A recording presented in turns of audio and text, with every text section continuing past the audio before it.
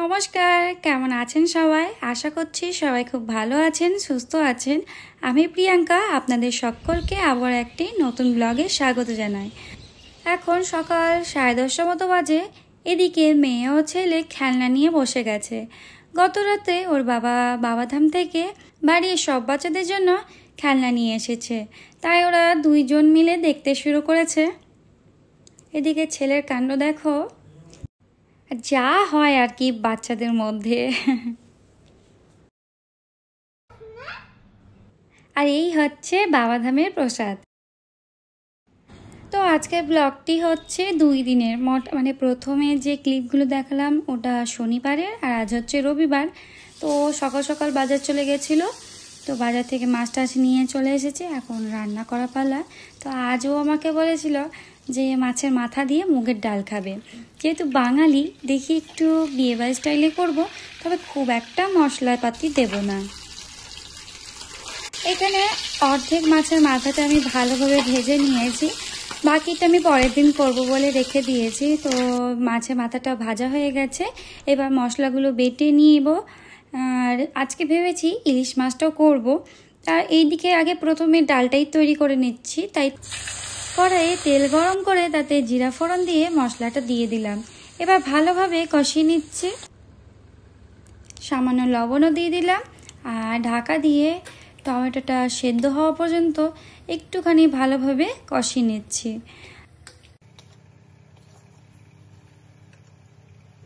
তো এইদিকে মশলাটা প্রায় কষানো হয়ে গেছে, এবার মাছের মাথাগুলো হালকা টুকরো করে দিয়ে দিচ্ছি।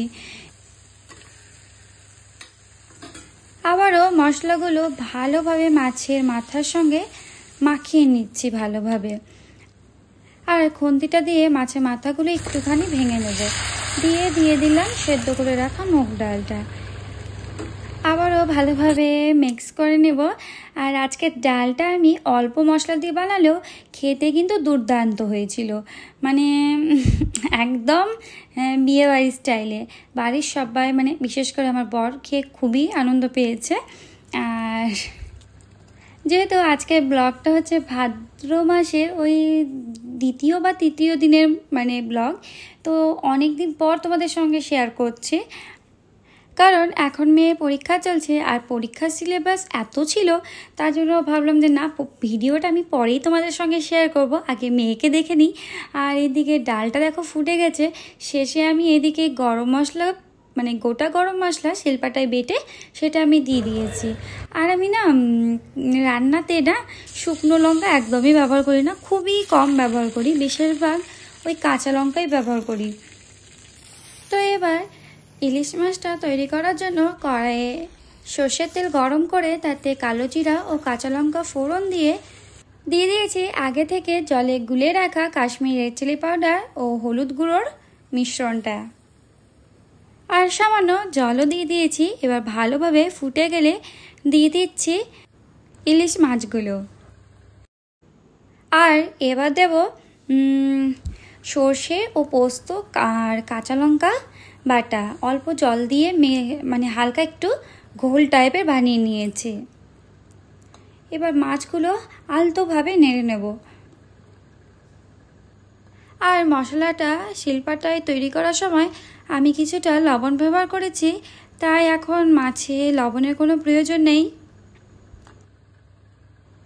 এবার ঢাকা দিয়ে কিছুক্ষণ ফুটিয়ে নিলেই তৈরি হয়ে যাবে আজকের ইলিশ মাছের পদটি।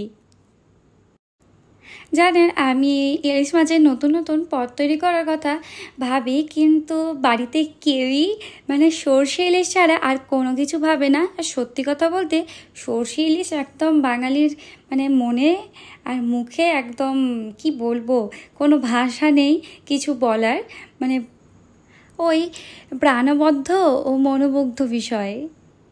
তো আজকে দুপুরে খাবার তৈরি হয়ে গেছে, এবার সবাইকে খেতে দিয়ে দেবো, তাই থালায় খাবারগুলো বেড়ে নিয়েছি। ভিডিওটিতে সঙ্গে থাকার জন্য সকলকে জানাই অসংখ্য ধন্যবাদ। আশা করছি সবাই খুব ভালো থাকবেন, সুস্থ থাকবেন। ফিরে আসবো আবার অন্য কোনো ব্লগে। এদিকে আমার গোপীসোনা তো দুষ্টুমি লেগেই রয়েছে।